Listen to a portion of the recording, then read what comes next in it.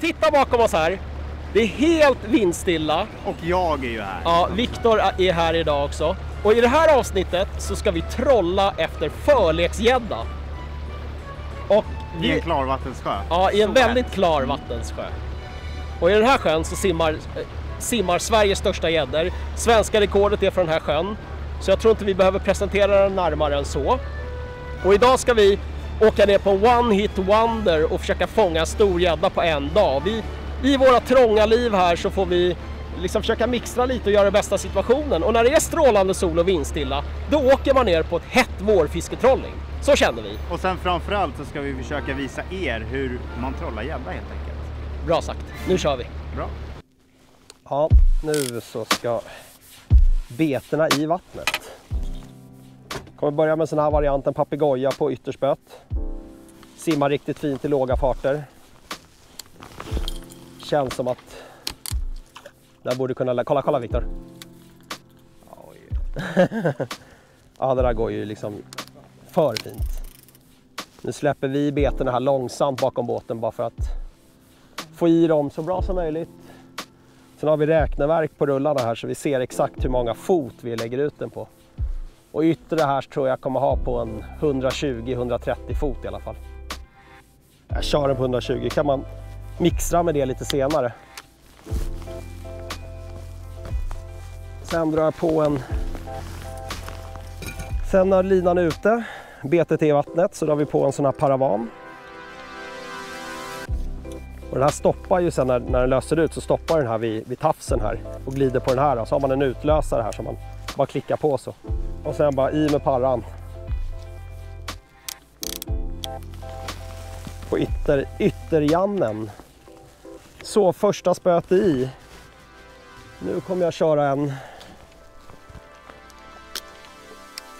platypus.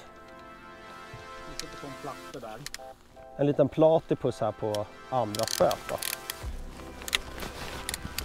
Sätter på en sån där. Trevlig platypus. Nu när jag och Viktor bestämmer beterna tillsammans så har vi gjort så att vi samarbetar när vi trollar. Så vi börjar med olika beten. Och här får man vara lite givmild. Ja, men platypussen simmar ju inte dåligt heller alltså. Det simmar fint om det. Hur mycket kör du ditt andra på? 100 blir ju den andra då på. Ja. Så kör jag 80 på den innersta. Tänker jag. Vad tror du om det, Bubben? Du tänker lite samma där va? Ja, men jag ska nog köra lite kortare på den här ändå. Ja, men gör det. Det är ju bara mixtra. Sen är ju det som är bra med trollingen. Att man tänker att trolling kan vara liksom passivt. Men det är verkligen inte passivt om man vill.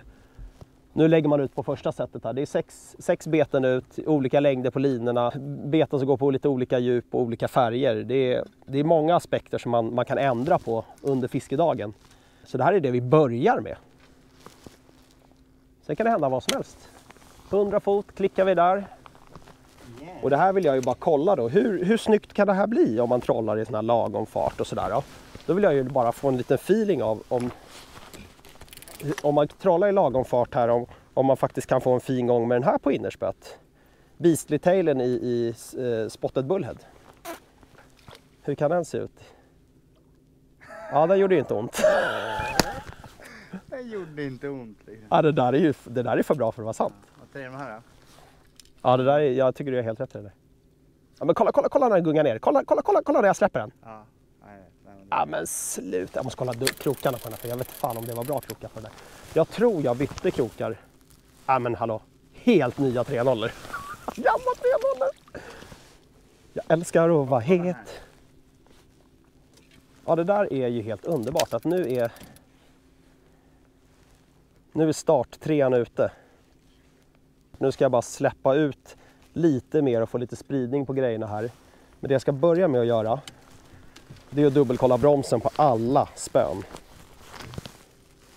Och det ska ändå vara ganska hård broms. För får en stor gädda så är tanken att båtens framfart tillsammans med linan och spöt här och hela faderippan ska kroka den här gäddan. Och det kan kräva sin man. Och då måste man ha lite broms i. Man får inte vara rädd för det. Hellre att spöet bugar ordentligt i spöhållaren än att det springer ut massor med lina när gäddan hugger. Vi kommer försöka ligga runt en knop kanske lite under, lite över, och vi kör med elmotor i fören med och ställer in med fjärrkontrollen. Och försöker verkligen ligga i perfekt fart och en jämn fart när vi trollar. Och sen så är det ju när man har såna här förutsättningar när det är helt vindstilla. Det kan ju inte bli skönare när man trollar. Så vi kommer ligga nu och kryssa här ute ett tag och hoppas på att vi får något svar från gäddan. Och så får vi lägga pusslet idag ut efter det helt enkelt. Och en tanke som vi har, det är att vi ska försöka vara aktiva på att hitta fisk. Vi har våra skärmar, vi kan titta liksom om vi har fisk i området där vi ligger och trollar.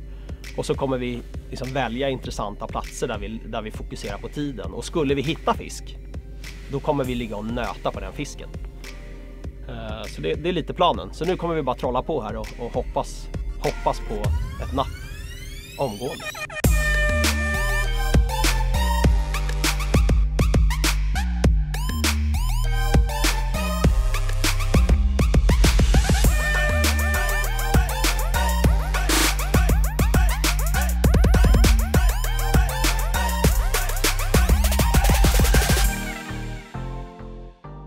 Nu är det time för lite lunch. Och idag blir det lyxlunch. Så blir det när vi trollar, jag och Per. Vad blir det då? Ja, det blir råstekt potatis, köttfärs, champinjoner, lök, bacon. Så en liten härlig barbecue-sås på det. Så det ska bli riktigt smarrigt. Det är fördelen när man trollar. Då kan man liksom lägga en halvtimme på att käka riktigt bra mat. Det har inte vi riktigt tid med när vi spinnfiskar faktiskt. Vi är dåliga på det. Vi måste bli bättre på det.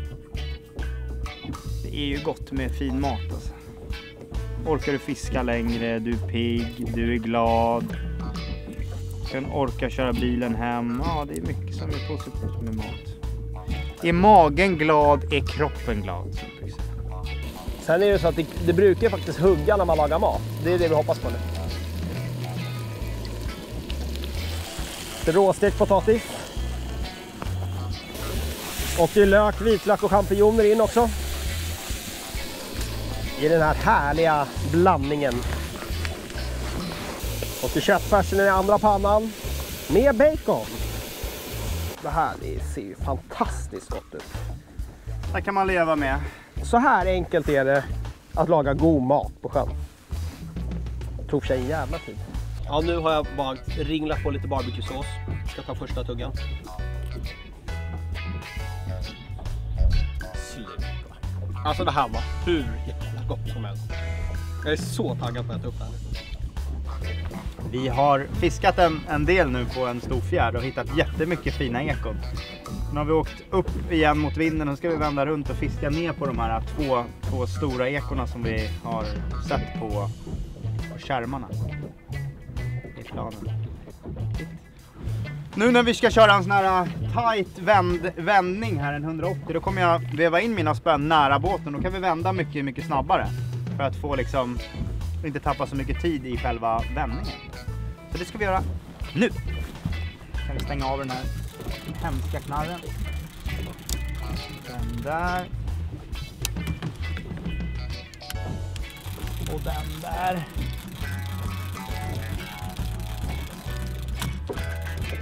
Sen ska vi svänga innan vi kommer upp på den här gryn. Ja, då har vi legat och nött på här stora delar av dagen. Och vi går in i de sista timmarna på den här dagen. Och det är lite olyckligt när man bara har en dag och vill lyckas. Och fiskar man stor gädda, då kräver det sin tid för att få en stor fisk. Så enkelt är det. Och vi har legat hela dagen och vi har inte fått ett enda napp. Och det var det vi räknade med.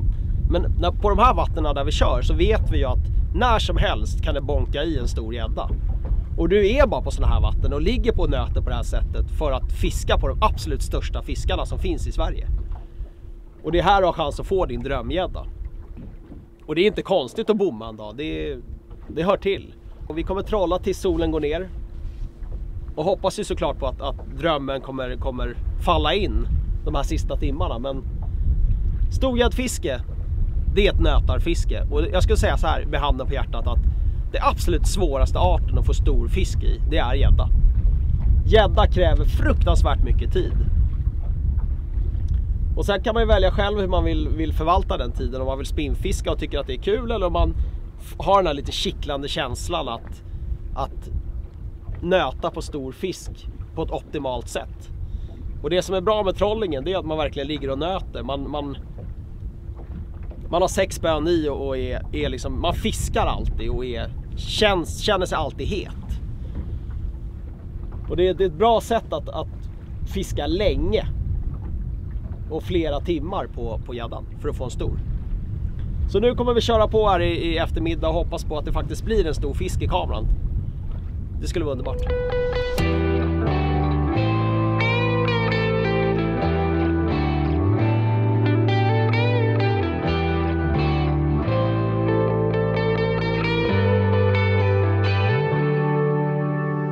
Hur har du känt idag då, Per, när vi har haft så himla trevligt här idag? Jag känner att vi har haft det trevligt. Vi har inte nappat någonting. Vi har inte fått en enda fisk idag. Vilket har varit tråkigt. Men vi hoppas faktiskt att ni har gillat den här filmen ändå och känner att ni uppskattar att vi gjorde en film om trolling. Även fast det inte blev någon fisk. Och det är faktiskt så det är. Förleksfiske efter gädda är trögt om man jagar stor fisk på tröga vatten. Och det är inte konstigt att bomma. Det är inte alltid man får fisk när man är ute och fiskar heller. Nej. Så är det i sanningen faktiskt. Vill ni se mer filmer, prenumerera på den här kanalen. Och like gärna filmen om ni tyckte det här var lite bra utan fisk. Så ses vi nästa gång. Ha det bra. Hej då! Hej då!